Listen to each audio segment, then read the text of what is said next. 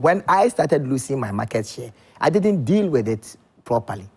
And somebody else could have resorted to becoming a sex addict for the same, to fulfill the emptiness, or becoming a drug addict to fulfill the emptiness. But I let it beat me up to the point that I became depressed. Wow. Yes, and when I became depressed, then the doctors gave me medication. So they gave me So it's an antidepressant?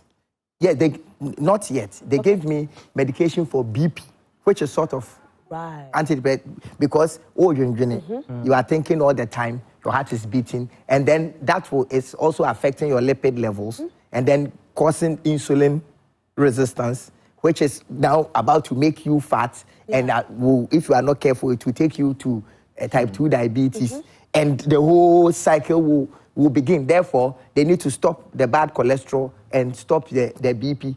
And so I was on Crestor and Amedin 5, one for cholesterol, one for BP. Wow. Yes. So how did you deal with it finally? I let it beat me up. So I sat down quietly for 1 year. Quietly. I didn't make any music. I didn't go anywhere. I didn't pick my phone calls. I took my phone away for 1 year because the phone addiction was also a part of it. Because that is why I'm saying, I posted this video. How many people watched it? Why is it that I don't have 1 million people watching this small video of all those things? You know, all that type of addiction, to be addicted to external dopamine of how people are receiving your art. You know, so I threw it away. I stopped everything. And then I sat down quietly and I went into meditation. I went into a meditative state. And it was after I had come into a meditative state that I'm able to now, in retrospect, look at all the things that happened to me and to be able to speak like this. So it was immediately after that I made a Made in Ghana album. Wow. Yes. That's how I dealt with it. Have you ever spoken about this? I shared, yes, on his program, yes. I've shared it on his program. And but we have not gone into the details of what the depression is.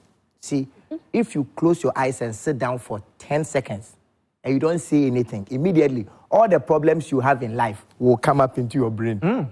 Oh, just if you like, keep quiet for 20 seconds.